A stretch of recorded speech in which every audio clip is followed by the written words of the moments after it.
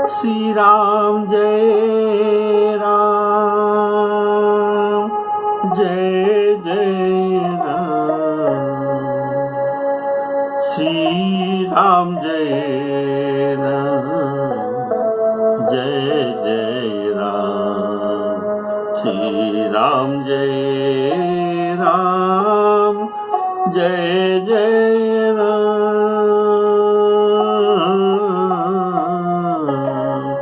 श्री राम जय राम, जय जय Ram.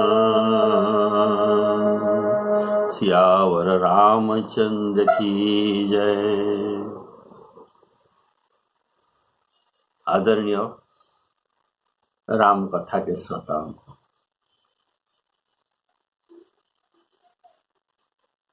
Shri Ramcharit Ramayan educational series channel से आप सबको हार्दिक शुभेच्छा और सप्रेम राम राम कहकर आज का प्रसंग शुरू करता हूँ।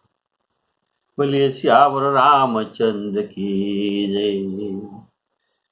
आपने पिछले एपिसोड में सुना था जब लखन जी राम जी के पास नहीं थे तो कहाँ गए थे? ना ले न मूल फलकन।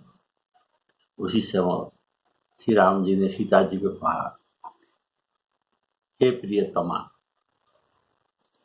मुझे ललित अर्थात सुंदर नरलीला तो करनी होगी, इसलिए तुम मुझे साहाय्य करने के लिए तुम पाप अर्थात अग्नि में निवास करो। जब तक मैं असुर कुल का नाश न कर सकूं तो प्रभु की आज्ञा सुनकर अपना एक प्रतिबिंब सीता वैसे ही वहां पर रख दिया और सीता जी अग्नि में समा गए। लखन जी को इसके बारे में कुछ भी पता नहीं चला। बोले सियावर रामचंद्र की जय। लक्ष्मण हूँ यह मरम न जाना, लक्ष्मण हूँ यह मरम न जाना, जो कछु चरित रचा भगवाना, जो कछु चरित रचा भगवान। अर्थात जब लखन जी फलमूल लेने गए थे इतने ही देर में सब चरित हो गया। इसलिए कवि कहते हैं कि लक्ष्मण हूँ यह मरम न जाना। लखन जी ने क्यों न जाना? इसका उत्तर है लखन जी प्रातःकाल स्नान संध्या पूजन करके वन को गए। वहां रावण प्रातःकाल उठकर उनका संध्या पूजन सब कुछ करके ये मारीच के पास गए। वहां से मध्याह्न को मारीच को लेकर रावण सीताहरण के लिए आया था। अर्थात मध्याह्न के पूर्व सीता जी अग्नि में स्थापित हुई थी। लखन जी को यह लीला न जनाई, राम जी ने उनको ये लीला नहीं जनाई। देखा कि उनके जान लेने से विरह की लीला में मजा नहीं आ सकता और लीला का लालित्व वह चला जाता। इसीलिए कहा गया, मैं कछु करबी ललित नर लीला। लखन जी भी ईश्वर कोटि का राम रूप भी है। जब उन्होंने ही नहीं जाना तो अपर देव देवादि कैसे जान सकते? जिस चरित स्वयं राम जी गुप्त रखना चाहे इसे कौन जान सकता। कारण राम जैसा चाहते हैं वैसा ही करते हैं।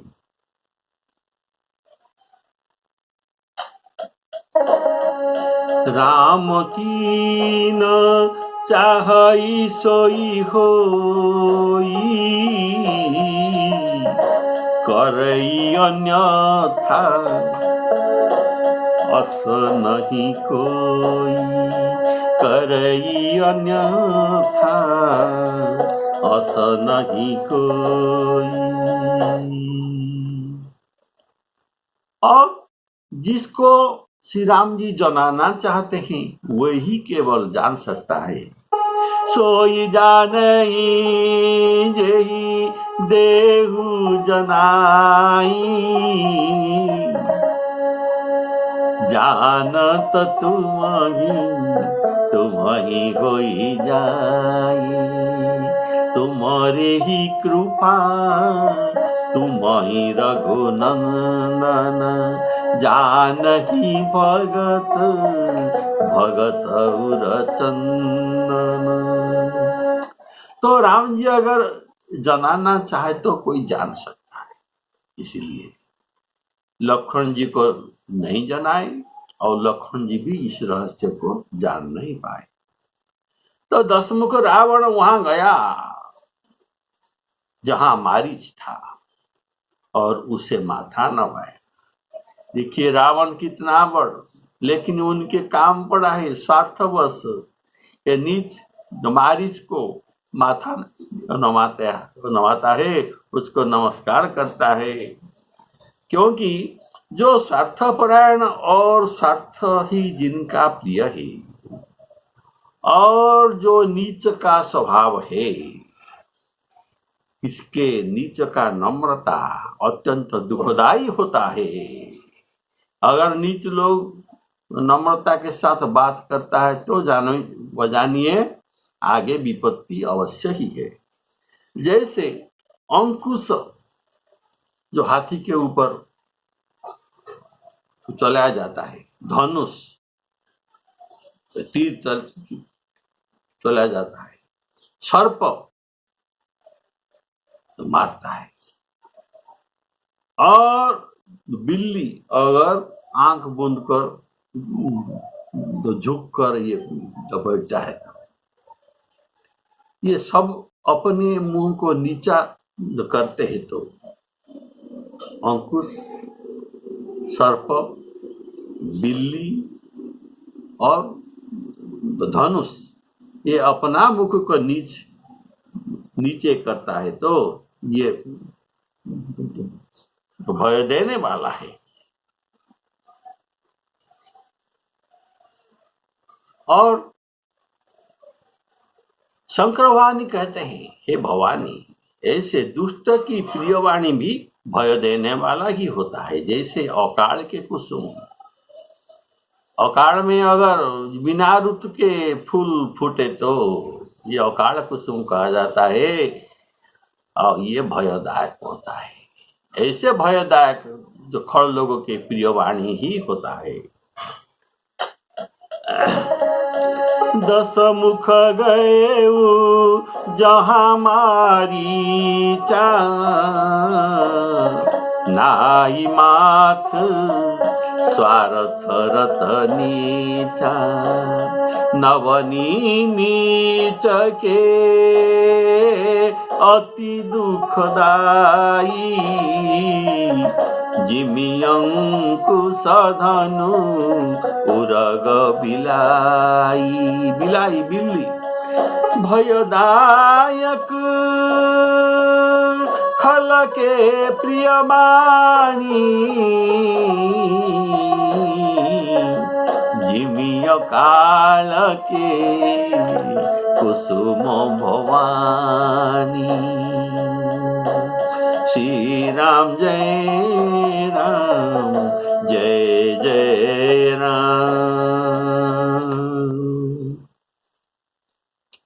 नाई माथ स्वार्थ रतनीचा, इसका भाव है, अर्थात भक्ति से मस्तक नहीं नवाया, स्वार्थवश प्रणाम किया मारीच को, क्योंकि ये नीच है। नीच लोग स्वार्थ साधन के लिए ऐसा ही करते हैं। जिस रावण के बारे में पूर्व कहा गया है कि रवि शशि पवन वरुण धनधारी अग्नि काल जम सब अधिकारी लोकपाल, ये सभी रावण के आदेश को अपेक्षा करते हैं। अत्यंत भयभीत होकर माथा नीचे करके हाथ जोड़ के ये उनका आदेश को अपेक्षा करते हैं और प्रतिदिन इनको ऐसा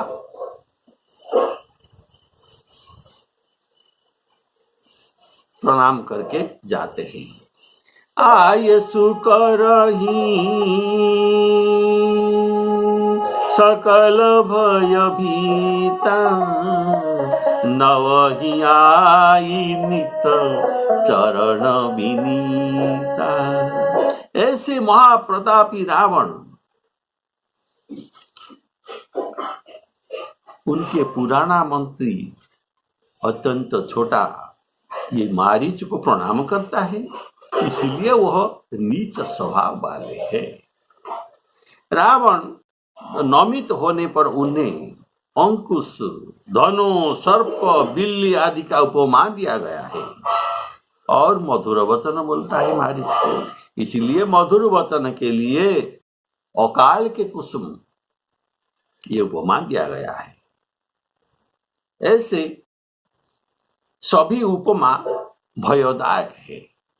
चारों और अकाल कुसुम ये मिलकर 5, ये सभी भयदायक है और सब स्वार्थ के कारण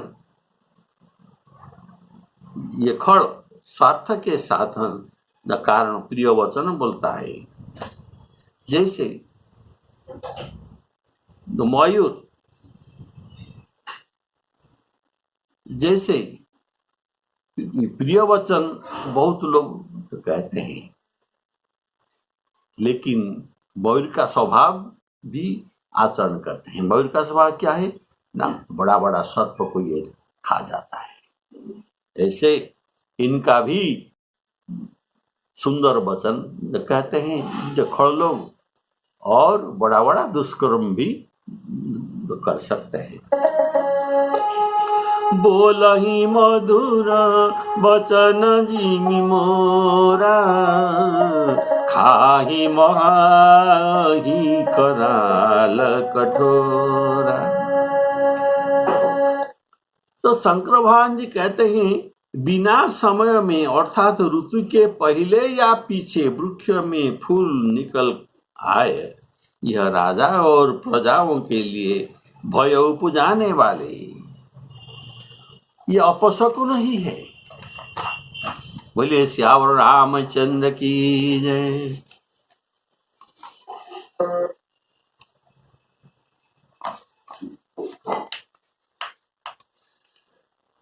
और वैसे जब श्री रामचंद्र जी लंका में पहुंचते हैं, समुद्र लांघ कर सेतु बांध कर जब ये पहुंचते हैं, तब बिना समय के फल फूल निकल आए।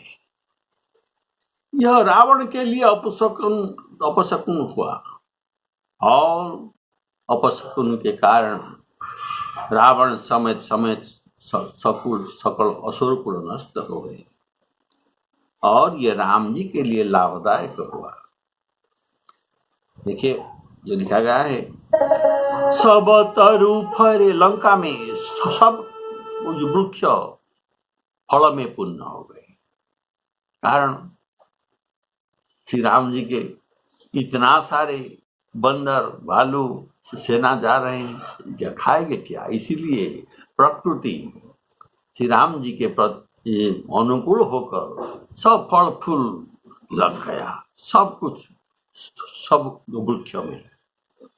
ये ऋतु और कुऋतु काल गति त्यागी। सब तरु फरे राम हित लागी, ऋतु कुऋतु काल गति त्यागी। राम जी के लिए ये लाभदायक हुआ और रावण के लिए यह अपशकुन हुआ।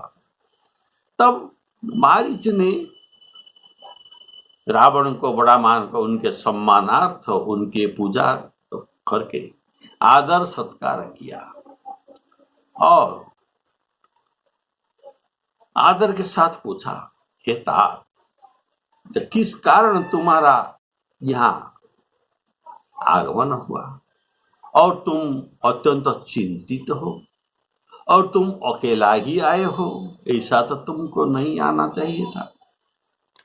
तो मारी जो पूछता है, करी पूजा मारीच तव सादर पूछी बात, कवन हेतु मन व्यग्रति अक्सर आए उतात। अक्सर अकेला अकेला आए हो, अक्सर आए उतात। भाग्यहीन, वहां मारीच रावण को भाग्यहीन कहता है। भाग्यहीन दशानन ने सारी कथा उनके सामने तो कही और बोला, तुम छल करने वाले में प्रसिद्ध हो, इसीलिए तुम छल के साथ तो कपट मृग बन जाओ। जिस प्रकार मैं राजा के स्त्री को हर कर ले आऊं, 10 मुख सकल कथा ते ही आगे, कही सहित अभिमान अभागे। हो कपट मृग तुम छलकारी, यही विधि हरियानो नृपनारी। तो मारीच ने कहा, हे दशशीष, सुनो, ये मनुष्य रूप में चराचर के स्वामी है, ये राम।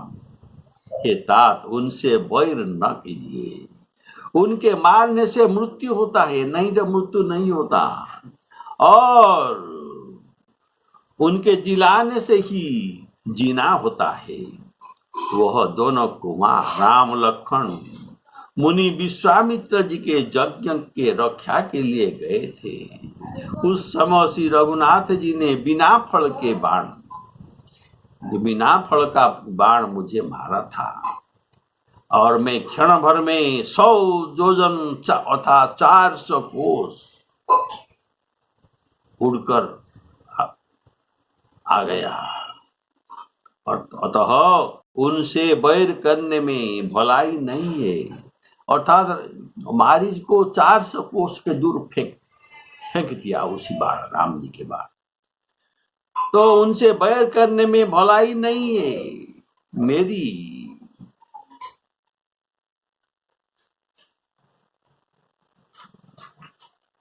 बोले श्यावर रामचंद्र की।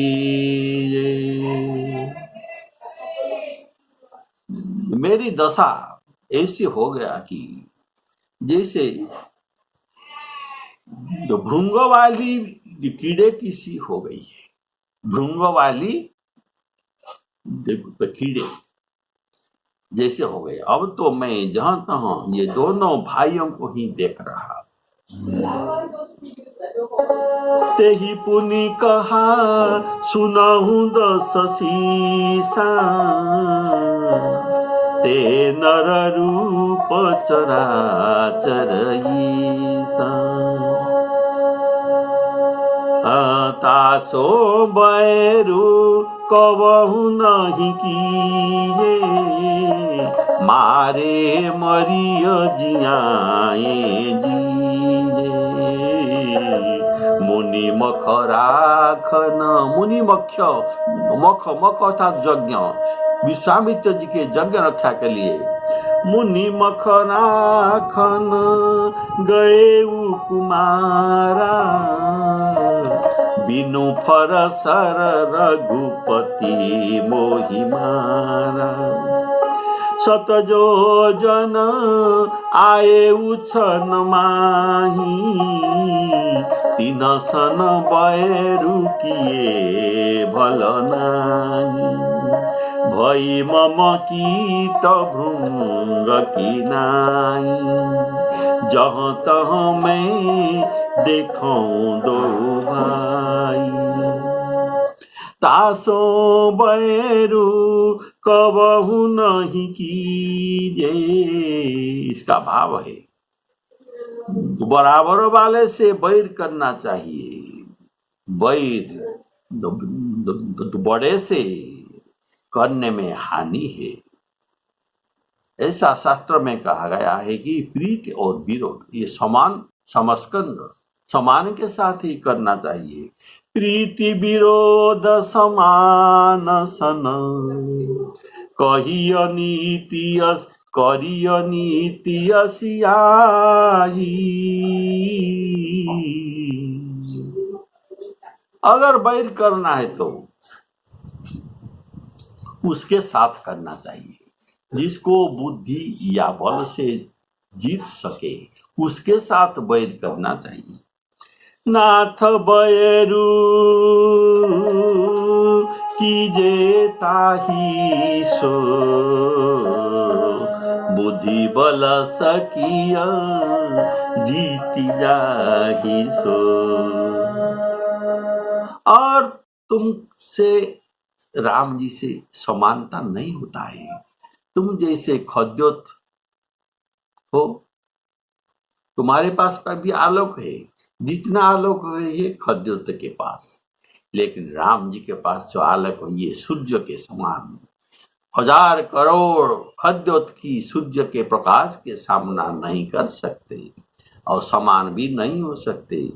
तुमहि रघुपति ही अंतर केसा, खलु खद्योत दिन करही जैसा। इसीलिए उनके साथ विरोध न करना चाहिए। तासु विरोधन कीजिए नाथा, काल करम गति जाके हाथा। बिनु फरमान राम मोहि मारा। इसका भाव है बिनु फर अर्थात बाण के अगला नोकीला भाग को काट दिया जाता है, इसको बिनु फर कहा जाता है। तो ये ऐसे बिना फर वाले बाण मुझे मारा, कारण मुझे उनका जीता रखना था, इसीलिए नोकीला बाण मुझे नहीं मारा, मुझे बिनु फर जो बाण मारा। कारण सीताहरण में जो मुझ पर काम है इसीलिए मुझे जीता छोड़ दिया और मेरे भाई सुबाहु को मार डाला। मुझे बचाने के लिए फर सहित बाण से, मुझे फर रहित बाण से मुझे समुद्र पार के फेंक दिया और अब फर सहित बाण मुझे निश्चय मारेंगे। उसी समय मुझे नहीं मारा था, लेकिन अब फर सहित बाण मारेंगे तो मेरा मरण अवश्यम भावी है।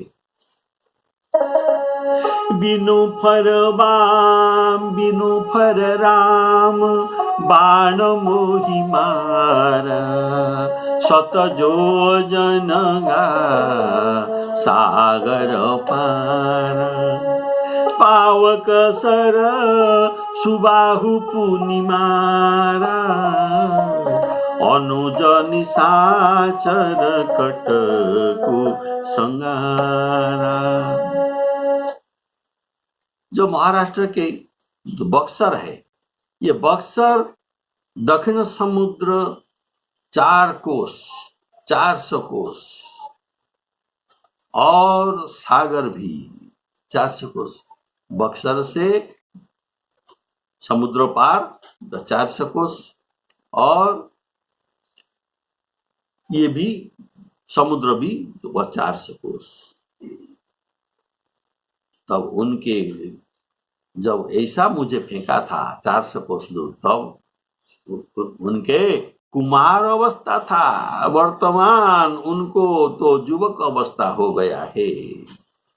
और ये यज्ञ रक्षा के लिए गए थे, और मैं सेना सहित यज्ञ विध्वंस करने के लिए बहुत सारे सेना लेकर गए थे। तब उन्होंने कुमार अवस्था में मुझे 400 कोस दूर फेंक दिया था। और रघुपति मोहि मारा। यहाँ रघुपति कहने का भाव रघुवंशियों में किसी महावीरों ने जिस कार्य को करने के लिए कभी प्रयत्न नहीं किया था, उसी को उन्होंने बाण केली में धनुष के द्वारा कर लिया। तब से भई मम कीट भृंग की नाई। जैसे भृंगकीट, ये जो उदाहरण दिया गया है, कृष्ण जैसे कंस अत्यंत भय से कृष्ण भगवान को जत्र तत्र अर्थात सर्वत्र देख रहा था, उनको देख पड़ता था, वैसे ही उसे राम लक्ष्मण का रूप मारीच को जत्र तत्र सर्वत्र देख पड़ता था। यहाँ भृंगकीट का उपमा दिया गया है, कारण क्योंकि भृंग कीड़े को पकड़कर उड़ाकर ले जाता है, और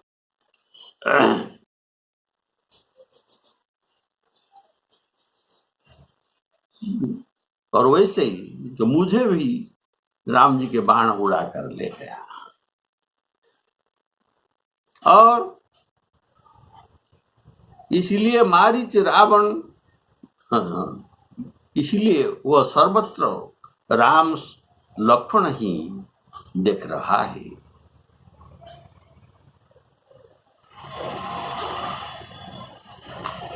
जो भृंगकीट जो कीट को उड़ा कर ले जाता है, उनके चारों तरफ ये बहुत शब्द करके घूमता है, इनको और डराने के लिए।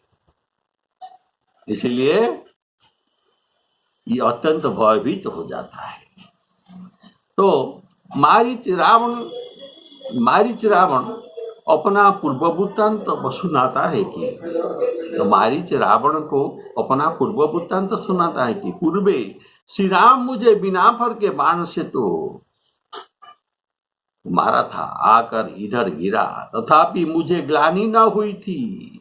मेरे पास पश्चाताप नहीं हो रहा था, और मैं मृग रूप धरकर दंडकारण्य में मुनियों को डरवाता और खाता रहा। उसके उपरांत जो अद्भुत बात हुई थी यह सुनो। एक बार मैं दंडकारण्य में तपस्वी राम के समीप गया और उनके पराक्रम को भूलकर पुराना वैर याद कर उनको सिंह से मारने दौड़ा, तो उन्होंने 3 बाण चलाए। मेरे 2 साथी मारे गए। मैं किसी तरह भागकर अपना प्राण बचा लिया। उसी समय से मैं श्री राम जी से अत्यंत भयभीत होकर बुरे कर्म को छोड़कर अब योगाभ्यासी तपस्वी हो गया हूँ, और ये बुरे कर्म मैं नहीं करता हूँ। वृक्ष में चारों तरफ मैं मृगचर्म चर्म धारण किए हुए राम जी को दर्शन करता हूँ, और जमराज के समान उनको देखता हूँ। पास धरे हुए जमराज को मैं उनके स्वरूप जैसे देखता हूँ, और सारे वन को राममय देखता हूँ। स्वप्न में भी उनको देखकर मैं घबराता हूँ। जिन जिन शब्दों में रौकार आदि है, उन्हें सुनकर मैं भयभीत भी हो जाता हूँ। बोलिए सियावर रामचंद्र की। तो सीतारामार्पणमस्तु। आज का विश्राम यहाँ पर है।